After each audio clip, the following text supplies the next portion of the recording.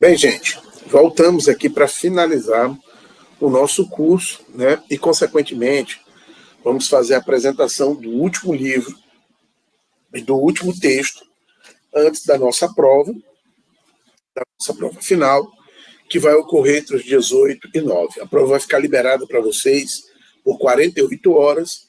Vocês terão uma tentativa, né? E terão 2 horas para fazer a prova, ok?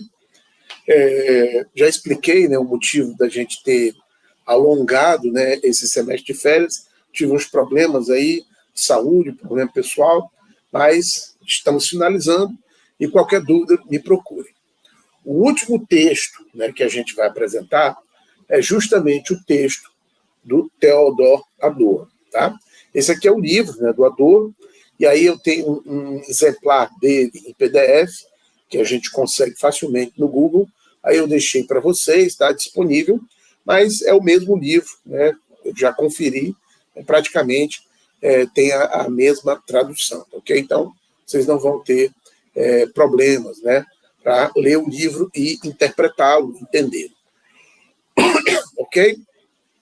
Então, vimos, né, que a gente teve, né, uma discussão com Durkheim, a educação, uma discussão que levou a gente, entendeu, pelas influências marxistas, e, consequentemente, chegamos a um patamar, vamos dizer assim, de desdobramento em relação às concepções sobre a educação, num patamar mais elevado, com Pierre Bourdieu, um sociólogo francês.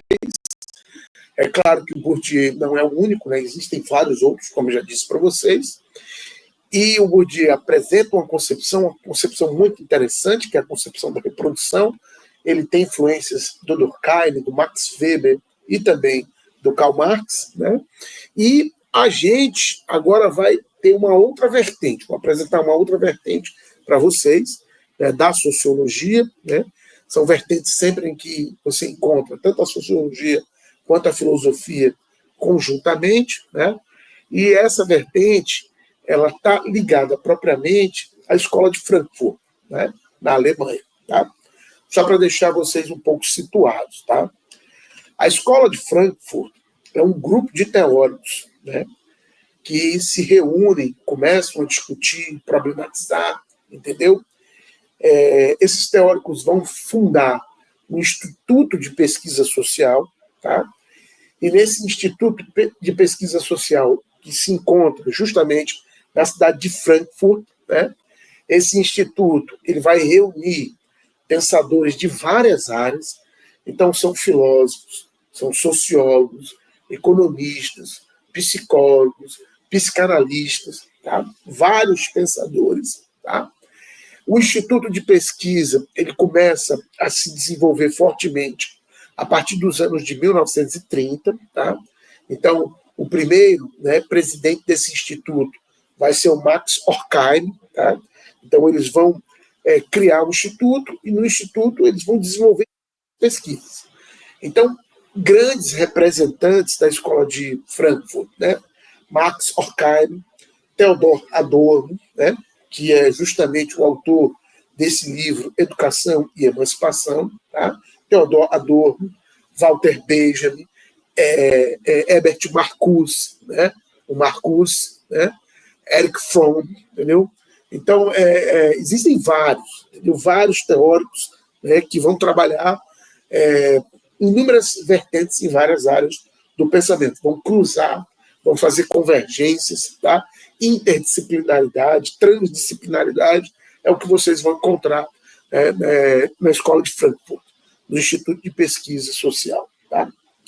E o grande interessante, né, e aí situando a Escola de Frankfurt no processo social, eles vão presenciar, né, a Primeira Grande Guerra Mundial, entendeu? A Primeira Grande Guerra Mundial, aqueles que conhecem um pouco de história sabem que foi uma guerra imperialista, uma guerra em que os países europeus, na disputa por mercados, na disputa por mercadorias e matérias-primas, vão acabar chegando num limite, e esse limite vai ser a guerra, vai se deflagrar no processo de guerra.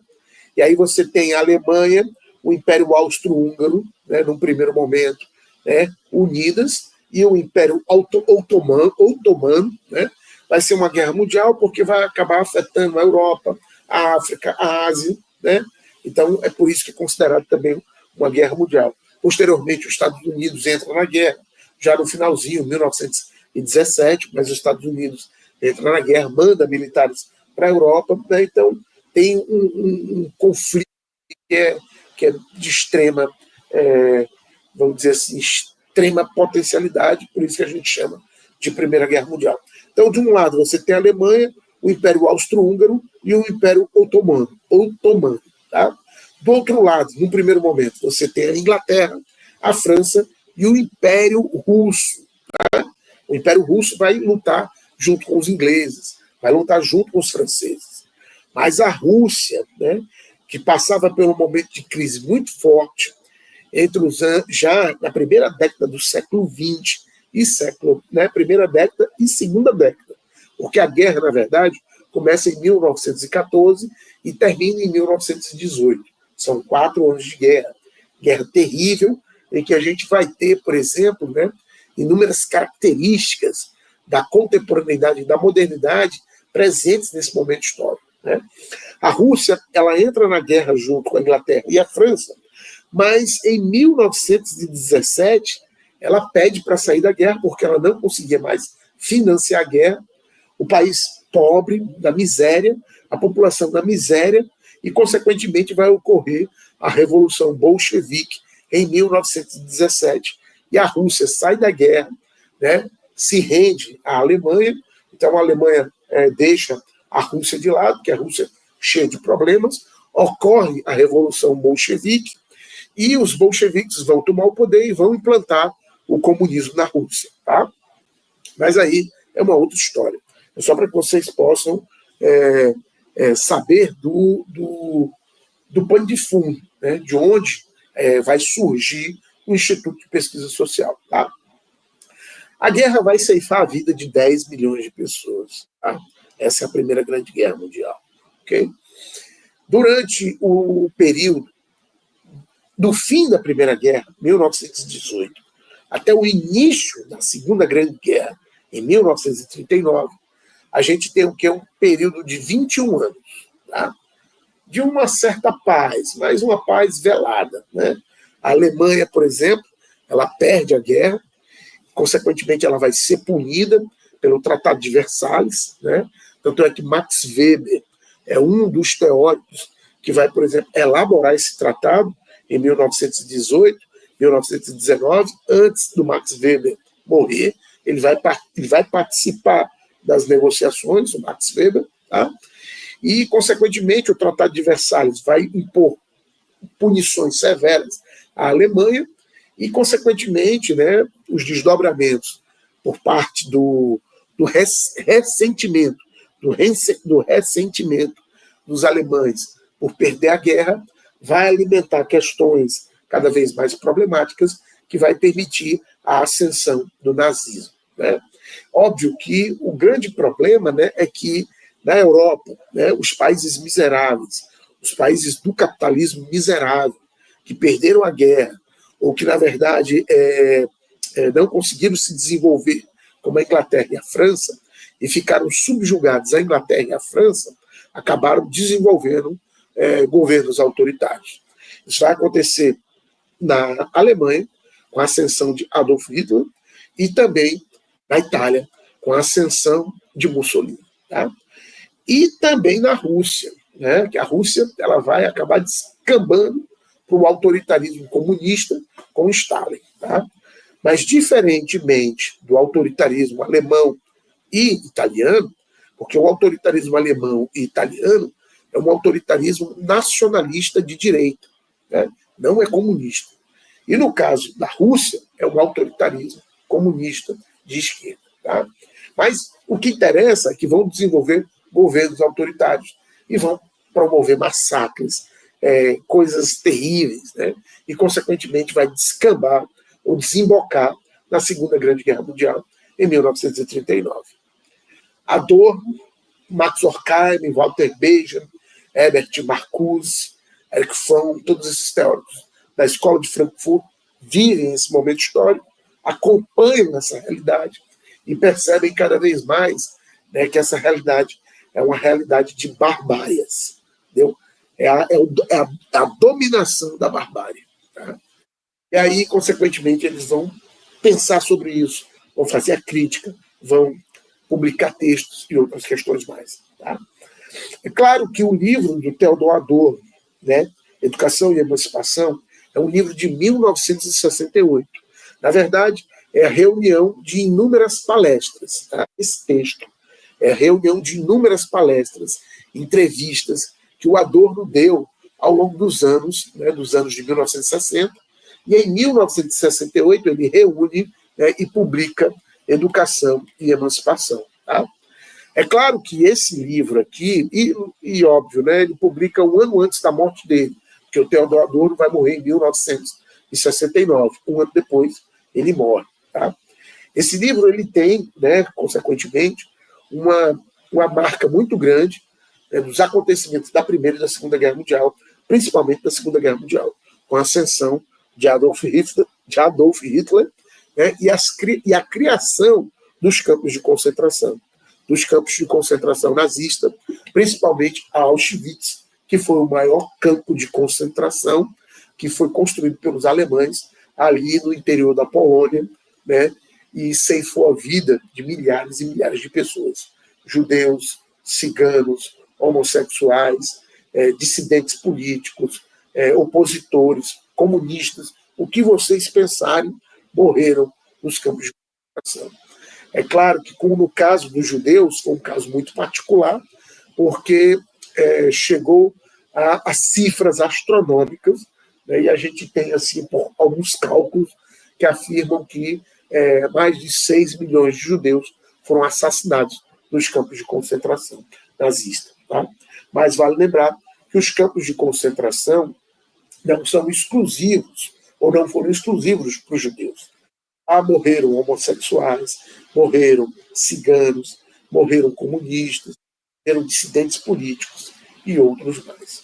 Tanto é que os primeiros campos que a Alemanha vai construir entre os anos de 1934, 1935, 1936, vai ceifar a vida de opositores políticos, de comunistas, de liberais, que não aceitavam, né, o nacionalismo autoritário, e professores, intelectuais, esses aí vão ser os primeiros a morrerem nos campos de concentração.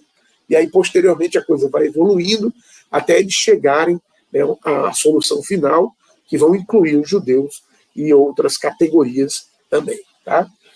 Então, gente, nesse texto do Adorno, tá, é justamente uma crítica para que a gente possa pensar em como não repetir a tragédia do passado. É possível, né, a gente fazer isso. É possível a gente, por exemplo, pensar, entendeu, em algo diferente, pensar uma nova realidade ou uma nova. É o que o Adorno se propõe com esse livro. E por que, de certa forma, né, a gente tem que também citar o Max Weber aqui? Porque o Max Weber é um dos responsáveis, né, por desenvolver e vão fazer uma análise muito forte sobre o desenvolvimento do capitalismo e da racionalidade que o capitalismo precisa para se desenvolver. Né? Lembrem que Weber, né, é um teórico, um sociólogo, né, que vai, por exemplo, ter como uma das suas análises as ações sociais. Né?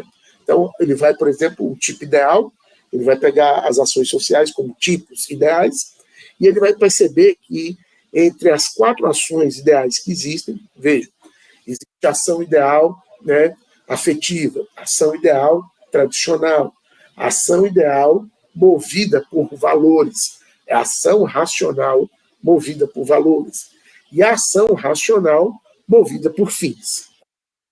E o Max Weber vai perceber que essas ações racionais, né, seja movida por valores ou ação racional movida com um determinado fim, é ela que vai potencializar o desenvolvimento do capital. O capital, e aí o Max Weber vai perceber isso fortemente. O capital ele precisa de um sistema jurídico de direito racional, ele precisa de um sistema burocrático e logístico racional, ele precisa de um sistema político, né, e de controle, né, ou seja, de organização da sociedade racional. Ele precisa de um sistema, entendeu, educacional, e não só educacional, como cultural, a estrutura, que seja o mais racional possível, ou seja, também a racionalidade está implicada nesse processo. E, consequentemente, o Weber vai perceber que essa racionalidade ela é fruto da modernidade e da nossa contemporaneidade alinhada ao próprio desenvolvimento do capitalismo. Ou seja, existe uma convergência entre os desenvolvimentos da racionalidade, ou seja, as potencialidades da racionalização e o próprio desenvolvimento do capital. Isso aí é simples, a gente consegue perceber facilmente, e caso vocês tenham interesse, leiam, né, Max Weber, né, para que vocês possam entender um pouco melhor. E aí observem, tá? Observem.